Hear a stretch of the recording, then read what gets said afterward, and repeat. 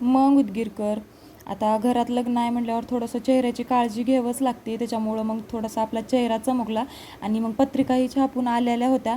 आणि आता तुम्हाला वाटत असेल घरात कुणाचं लग्न आहे, तर ती तुम्हाला थोड्या दिवसानं कळलंच की कुणाचं लग्न आहे आमच्या घरामध्ये. आणि हां, मेच्या 10 तारखेला तुम्हाला समजेल. मी तारीखही सांगते, तुम्ही बघू शकता इथं मेची 10 तारीख. तर त्या 10 तारखेला तुम्हाला समजेल.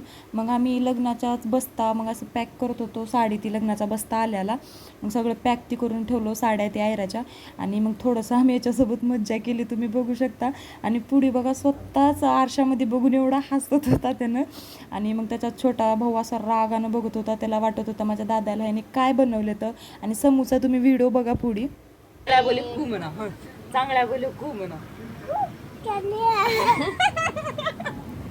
बाबा समू तर चांगल्याचा फॅनच झाला होता, त्याचा तर विषयच नाही. आणि झाडावर चांगल्या ती पक्षी बसला होता, ती पण आरडत होता. मग नंतर आम्ही ज्वारी ती गोळा केली, कारण लग्नघर म्हटल्यावर असले तर कामं असतात. खेड्यातल्या लोकांना तर माहितीच असेल लग्नघर म्हटल्यावर किती धावपळ असते. मग नंतर एवढं काम केलं म्हटल्यावर भूक तर लागणारच. मग नंतर आम्ही जेवण ती केलं मस्त असं. वहिनीनं ही बनवली होत्या खिचडी. आणि ओव्हर ॲक्टिंगमध्ये ज्वारी सांडली. मामा तर मला रागवलेच, पण जाऊ द्या म्हटलं, कसं बसं असून भरूच लागलं.